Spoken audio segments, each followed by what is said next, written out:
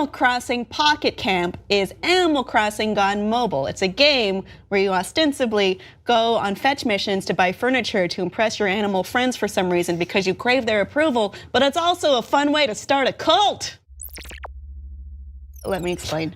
So one fun trend people have been doing with this game is taking advantage of the furniture system. So in this, you would place something, an object or furniture, and animals will come and interact with it in some way. Like if you put a lamp down, an animal's going to come over and play with the lamp, turn it on and off, look at it. If there's a porta potty, they'll get in front of it. Right. And people have taken this to means of starting cults and also trapping animals in prison. Let's look at some visuals so you understand what I'm talking about. So what you do is you get a bunch of lamps and the animals will be so transfixed they won't leave. And then you build a fence around them. This is like some HGTV show gone terribly wrong, where it's just about like getting the most impressive furniture pieces to attract your neighbors to all come worship at your doorstep. And there's also the creepy way the villagers look that make it all the much more better. Let's look at another one. I'm sorry I said much more better. Okay, well that's okay, but this is like a nice, spacious prison. Like, it looks to me like they ensnared the eagle guy, and with the lamp, again, there's another lamp in there, and then they just set up like a cage all around him, and then teddy bear spectators. Yeah, they're at a zoo. Yeah. And this is a straight up prison. Yeah, this is a full-on like multi-cell. This is like Animal Crossing Alcatraz. It's like someone who's been abducting these animals and storing them in their basement for nefarious purposes. There's other ones. The creators of this have also posted videos on Twitter showing animal prisons, and that's what he called it. So I'm not going crazy with this. Well, and the fact that the creator of the game is sort of condoning and almost implying that the point of this game was to make these animal prisons is a little bit concerning. Yeah, well, game developer, sorry, not creator. But that's one way to play it. Is this how you play Animal Crossing? No, you know, back in the day of, you know, old school Animal Crossing, you'd spend a lot of time fishing and like digging in the ground, looking for artifacts, and sometimes you just dig furniture up out of the ground. Is the main goal to pay off your house? Yes, the main goal is to pay off your house. You just keep paying off your house, and every time you pay off your house, Tom Nook is like, let's put an addition on your house. So you're basically just paying your mortgage forever, which is, you know, a very accurate facsimile of real life. So. That sounds horrible. I mean, I certainly play games, I guess, the wrong way or in a mean spirit. Sure. I mean, I've definitely played a version of Roller Coaster Tycoon where I built a death coaster that launched into a park next door, so that all the people that went off the death coaster would technically die on their the other park, exactly. So they'd have the massive lawsuit. Down, yes. And mine goes up, and more people get on the death coaster, and it's just money for me. Yeah, I mean, there's no wrong way to play Animal Crossing per se, because you really are just wandering around town. But I always thought you were supposed to build nice relationships with your neighbors, but apparently in Pocket Camp, the goal is just to imprison all of them. If you were in a cult, they might be getting something out of it emotionally. Sure, absolutely. And this is how cults get started. Is you just, you know. This is how zoos are formed. This is actually how zoos are formed in the real world. All they do is they get nice lamps, and then all the wild animals just come flocking in, and they build cages around them, and then take away their lamps. Oh man. There's no wrong way to do it, unless you think so. Is there a wrong way to play Animal Crossing or any other game, audience? And what is the most nefarious thing you've done? Please let us know on Facebook and Twitter. Welcome to the third theory in Theory Month. Now, after examining the dark origins of Majora's Mask and the connections between Chell and GLaDOS and Portal, how can we top that? By finding the true, dark meaning in one of the most harmless and kid-friendly games, Animal Crossing. When you look at a game like Animal Crossing, you see a kind-hearted game where you live in a village with talking animals. But have you ever noticed something weird? Like how you're the only human in the village full of animals. I mean, except for the first game where you're a human bull thing. But in the future games, you are a human in an animal village. Now, what would you think if I told you the village in Animal Crossing is actually a children abducting cult? Let's look at the evidence. Animal Crossing begins with your character being forced to live in a village by a bizarre duck turtle creature named Cap'n, who is based on the Kappa, a mythological Japanese creature that kidnaps children. In some games, you just wake up in the backseat of Cap'n's car on the way to the village, as if he drugged you. Once you reach the village, there is already a house set up and waiting for you, as if the village knew you were coming. But the house is just a little hut with stone floor, and Tom Nook immediately puts you to work to pay it off. Now you're stuck in a village with a big amount of debt, which you didn't even have a say in, and you can't leave. If you try, you're turned away at the gates. You're now relied on your captors for everything, and as the mayor says, they never stop watching you. Him saying that is also rather odd, and creepy to say the least. Even if you earn enough to pay off your home, the animals just upgraded for you, and bill you the difference, keeping you in constant debt. The animals grind you into submission by making you repeat the same tasks over and over again, while blocking your escape and acting like it's the most normal thing in the world. But wait, it gets even weirder. If you do manage to escape by taking the bus with Cap'n, you come across a door in an alleyway, and once you approach it, you overhear someone saying, "Quick, hide the..." Hide the what? What is the town hiding? And let us not overlook the gyroids in the game. They are very similar to the clay figures Haniwa, which are terracotta clay figures which were made for ritual use and buried with the dead, as funeral objects during the Kofun period of the history of Japan. Basically, gyroids are gifts that are buried with the people who have died. The reason that gyroids appear after a rainy day is because when it rains, the soil becomes loose, wet, and may erode, thus revealing a past grave and other things, like fossils, in the ground that have been buried. So essentially what you're doing is digging up graves in Animal Crossing. There are over 100 of these things. Why are there so many scattered dead bodies in a kid's game? Everything makes sense now. You move into a town for no reason. You're brought in by a mythical creature that is known for kidnapping children. You are given a house right away when you move in. Your house is crappy and you're forced to pay it off forever. Animals of the village are hiding stuff from you, the gyroids, and they're always watching you. You've been indoctrinated into the children abducting cult. Wait, what? This theory is only made on speculation. I know some theories have speculation, but usually it's more reasonable than this. And all of this is based on speculation. Some theories are based on actual facts in the game. Okay, let's be fair about this. Let's look this over. The gyroid, yeah, sort of creepy concept based on grave gifts. But the Japanese base many things in their games from culture, so that is normal. The same goes with Cap'n being based off a mythical creature. But come on! In the game you clearly tell Rover that you are moving by your choice. You weren't kidnapped. Oh, okay. Let's look at it this way. Maybe the place you moved to is an actual trap and they look for movers like you. But this doesn't seem like a trap at all. Tom Nook seems to be expecting your full payment on the house, but is surprised when you don't have enough money to pay it off. But he just comes up with a payment plan right on the spot. So you're not being kidnapped because you make it clear that you want to move, and Tom Nook isn't forcing you into a house. But what about the mayor saying he's always watching you? Well, as a kid, I always just thought the mayor was an old, funny, yet weird man. And today, I think the same thing. He's just a goofy and ego-filled old man. He's just always goofy and says stuff like that. Also, it could be that Totemeyer is just saying that stuff as he's trying to show his authority, since he is the mayor. And hide the blank incident? Well, I actually don't know how to explain that one. They are hiding something there. This theory is completely based on speculation. Bad speculation. I think I am being fair when I'm saying, after looking at everything, this theory is busted. The evidence in the theory doesn't add up. And the characters don't act like kidnappers, and your character is willingly moving there and willing to pay off Tom Nook's house payment. After all, he is letting you move into a house at really short notice. Prices may be a bit too much, but you got a house. And lastly, this theory also makes no sense because you can pay off all of your debt.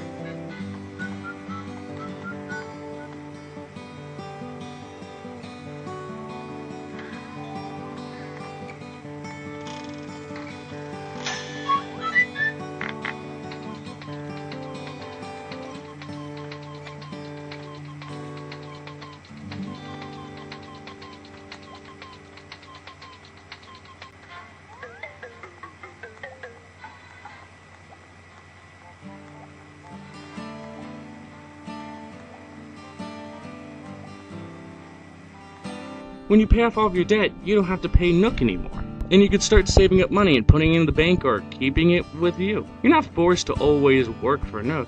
Once you do pay off everything, you do what any person would do. Start saving up for retirement, like Nook says. If Nook wanted to abduct you for hard labor, he wouldn't have made a way out. This is just a normal town where you do activities, have friends, do favors, and yes, work. So you can probably tell, I do not believe this theory. This theory wasn't interesting as the last two. What we need is an epic one for the last one. A theory that will deal with science, the mind, telepathy. Something that has been bothering me since I ever heard about it. What's that whispering?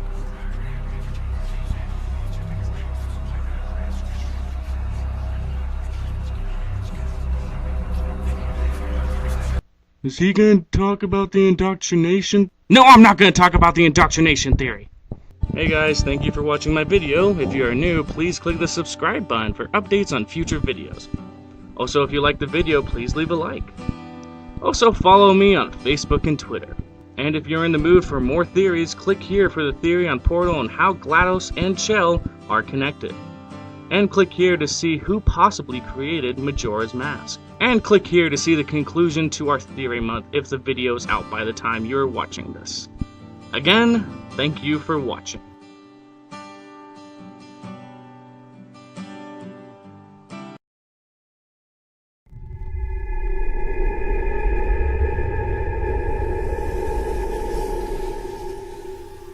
Hello everyone, and welcome to the second season of Theory Month. And to start off this Theory Month, we head back to Animal Crossing. I don't know what it is about Nintendo or Animal Crossing, but these two things just make your imagination run wild and come up with theories about them. I mean, this game should have no one thinking about its dark secrets. There's talking cute animals, for God's sake. I mean, in this game, all you do is talk to animals, do favors, dig, get money, and get items for your house with hard work.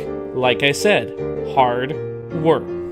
But here I am, yet again, looking at this kid-friendly game, trying to find the darker meaning behind its cute appearance. I mean, in reality, this game is kinda dark already. I mean, a horse named Elmer and a bull named Angus? I think we know where they're headed. But besides all of that, people always seem to find reasons why Animal Crossing is not as innocent as it seems. This all started back when I got a message from a Hero Forever, or Emerald X2, from Reddit. She told me that he had a theory about Animal Crossing and wanted me to cover it. I was interested, and here is what Hero Forever had to say about Animal Crossing. In the Animal Crossing games, you, the player, are actually dead. In Animal Crossing, you are in purgatory. Sounds impossible, doesn't it? Well, let's look at the evidence. In Animal Crossing, you are driven to Purgatory by car or train, depending on the game. Now, many people regard Purgatory as a place of punishment, where you undergo purification, so as to achieve the holiness necessary to enter heaven. But many others understand it as a sort of waiting room a soul stays in before entering heaven. You enter a town that is populated with cute humanoid talking animals. This seems perfect for your character, a small child. The perfect environment to keep you calm and relaxed. Your character is clearly unaware that they have died, and this is something your own personal purgatory seeks to hide from you. Why? Because your character is not in heaven yet, and isn't safe from suffering heartache and other traumas from the knowledge that they have passed on. I mean, how would you feel being a young child, having your whole life ahead of you, then to suddenly learn that you don't get that chance? That would be very traumatizing, and just imagine how that could affect you. Now, while your character is clearly in some kind of flowy haze, and he or she doesn't question how or why there are talking humanoid animals, your purgatory knows that you are still able to discover that you have died, and thus, it does everything in its power to distract you. You are given your own house, you're able to collect money, to shop at a department store that grows with time. You can dig up fossils and donate them to a museum. Everything is designed to keep you from getting bored, and you can never leave the town. This is because you, obviously, can never come back to life. Now, you can get on a train and travel to a friend's town, but the town you arrive in is almost the exact same as your own. When you seek to visit another town, your own purgatory realizes that you're becoming bored with your own. Thus, it creates another version of itself, with enough differences in it to keep you entertained. It also wants you to think that you have the freedom to leave, even though you do not. Now, there is no evidence to tell what purgatory truly is, as many believe it is the place where you get cleansed of your sins to go to heaven. How this cleansing works is you, by way of painful temporary punishment, which is like the eternal punishment of hell, is associated with the idea of fire. But many also say that purgatory is just the waiting room for you, until you are ready to go into heaven. You are ready for heaven when you find enlightenment and or acceptance. It's like you passed away before reaching the acceptance stage of the 5 stages of grief. So this purgatory would keep you there until you can accept your fate. In the case of this theory, the character you are playing as died as a child, maybe even in a train or car accident, hence why you are riding in either of those forms of transportation in the beginning of the game. As your character is a kid, he or she is envisioning talking to animals who are his or her friends. This makes sense for the imagination of a kid. Also, to add with all the TV shows and movies with talking animals like Disney movies or Looney Tunes, this makes this familiar to a kid. This theory is also helped with how simple everything seems. When I was a kid, I assumed everything in life was simple. Going to school, getting a job, getting money, paying bills. As a young kid, I assumed, like many other children, that all of the grown-up stuff would be simple. Of course, being an adult now, I have learned it is not simple with taxes and mortgages. But as a child, in your purgatory, anything and everything is simple. Paying bills is simple, making friends is simple, making money is simple, digging up freaking dinosaur fossils is simple. Everything is simple, just as a child would imagine it. Also to add are the gyroids you can collect in the game, which are based on Japanese haniwa, which are clay figurines buried with the dead. There is a theory with these haniwa that when buried with the dead, the soul of the deceased would reside in the haniwa. There are also haniwa that are equipped with weapons and armor, and these are thought to be containers for souls. The armor and weapons would serve the purpose of driving away evil spirits and protecting the buried. Since there are gyroids, or haniwa, present in the game, it may give a hint that the haniwa that were buried with you came with you to the afterlife. And if you think this child died in modern day due to the presence of modern day electronics and such in the game, and the haniwa were made in the 3rd to 6th century AD, this would make the haniwa or gyroids presence in the game obsolete. Well, it is said that the usage of haniwa has largely declined in modern day society, but has not ceased. And lastly, with the haniwa, or gyroids, there is an Easter egg within the Animal Crossing game that makes this theory even stronger. When traveling to a town on another memory card, if you turn off or restart your game while entering onto the train, when you enter back into the game, you are met with an animal neighbor from your town, who explains that you were in another town and you've lost all of your items and money. And when you come out of your house returning to the game, you are met with this. Your face has been swapped with a gyroid's face, or the face of a haniwa. Remember before, it was thought that the soul who was buried with the haniwa would reside within the haniwa. This child's soul would be contained within the haniwa or the gyroid, hence showing that your soul has passed to the afterlife, and the haniwa has traveled with you. And to add to this, your neighbors in the town act like nothing is different, like everything is normal. This is showing again that in your purgatory, everything is acting normal to keep you calm. But also maybe this massive presence of the gyroids and the fact that your face can be turned into one, maybe this is showing small hints to your soul that he or she is dead, and maybe it's getting time to move on. Pretty much everything fits into place. The town you are brought into, the humanoid animals, the haniwa, everything fits. In Animal Crossing, you are playing as a child who has passed away but has not reached acceptance. When will the soul reach acceptance? Who knows? Maybe when you stop playing, or maybe when you demolish the city, or maybe this young soul is meant to wander in their own purgatory forever as they are unable to come to terms with their fate. And you thought when you were buying that cute video game from Nintendo, it would have nothing dark or disturbing in it. Well, think again, Because you, or maybe even your child, may be playing a purgatory simulator. Hey guys, thank you so much for watching the first theory video of Theory Month. I hope you enjoyed it. Please tell me what you think of this theory down in the comments. Do you agree? Or do you think it's full of crap? I would really love to know. And if you enjoyed, please feel free to like and subscribe. The next theory video will be out soon. Again, thank you so much for watching.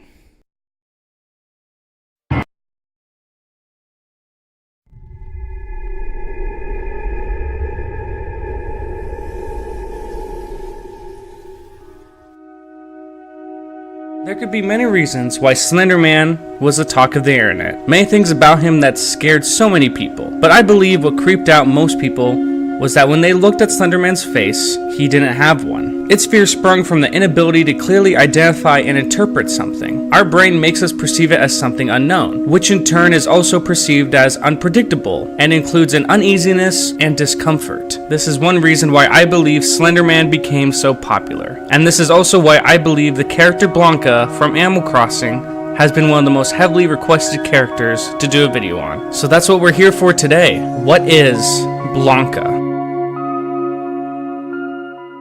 Blanca is a special character in the Animal Crossing games. Blanca has been there since the first game. Now, Blanca's gimmick in the first game was for you to draw on their face. And in future games, like New Leaf, Blanca's gimmick is now to trick people. Blanca will go into people's house on April Fool's Day and copy the appearance of another villager. And then you have to guess which one is Blanca and who is the real villager. So that leads to the big question. What is Blanca? I mean, it's not very common to see a faceless cat, or really a faceless anything. Well, after some research, I think I could possibly have the answer for you. Now, when it comes to this character, it's hard to tell a lot about them. Even Blanca's e-reader card says there's been a lot of theories thrown out there. And in the first game, they say to you that they don't have a lot of time to talk about their life story. In my last Animal Crossing video about Zipper, I stated that there isn't a lot of info out there about Zipper. Sadly, when looking up info about Blanca, I find that there's even less. Blanca truly is a mystery, or so I thought. The one thing I noticed about Blanca is the ability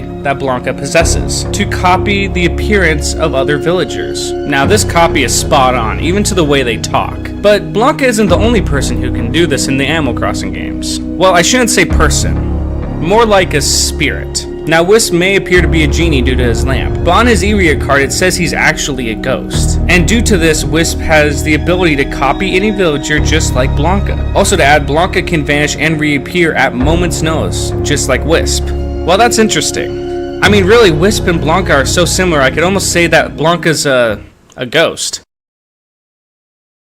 In my study of Animal Crossing, there is one thing I have learned that Nintendo likes to do, and that is to add creatures of their folklore into their games. And truly, I believe Blanca could be just that. So here it is. After all of my research, I can say Blanca may be a Naparabo. For those of you that are unaware of what this creature is, a Naparabo is a faceless ghost that looks like a human, or in this case a cat, but has no face. They are also known as yokai, which are a class of supernatural monsters, spirits, and demons in Japanese folklore. Now sure, the Naparabo has no face like Blanca, but is that it? Well, no. There are actually some other similarities. When researching the Naparabo, I found out that they also love playing tricks on people, or in this case animals. The Naparabo are known primarily for frightening people, but are usually harmless. They appear at first as ordinary human beings, or in this case animals, sometimes impersonating someone, before causing their features to disappear, leaving a blank, smooth sheet of skin where the face should be. This is eerily similar to what Blanca does in New Leaf. She appears out of nowhere and impersonates everything from the looks to the voice of the other person in the room. And then once it's all figured out, they show their true identity, revealing their smooth sheet of skin on their face, just like the Naparabo. Now there are some things that could contradict this, as it is said that Naparabo does not actually exist, but is the disguise of a mangina, a fox kitsune, or a tanuki. And I haven't found any reports of them ever being in the shape of a cat like Blanca. But since there are already foxes and tanukis in Animal Crossing, I can imagine they choose Blanca to to be a cat to be a parallel to Rover. As in the first game, Rover is a cat on the train, and you meet Blanca on the train. No matter how you look at it, there's a lot of mystery behind the character of Blanca. But with what we have witnessed from Blanca's abilities in the game, her disappearing, and being able to pretty much shapeshift into any villager, just like how Wisp can, just shows that Blanca is not of this world. Just like Wisp, Blanca is a spirit who likes to pull pranks on the living. But why? I'm guessing for their own amusement. And due to all of this, that is why I theorize that Blanca is not only a ghost, but the creature of Japanese folklore, the Napara bow. So remember, when Blanca comes up to you in the train, or when you go up to Blanca in town square, you aren't talking to a living person. You aren't talking to a lost spirit like I theorized with Coco. You are talking to a spirit, a demon from Japanese folklore. You are talking to a Napara bow, the faceless ghost. Happy Halloween, everybody. I hope you enjoyed this video. And if you did, please leave a like. And if you are new, please feel free to subscribe to the channel. And if you wish to support me even more, please feel free to check out my Patreon. But most importantly, thank you again all for watching my video. I look forward to seeing you all next time.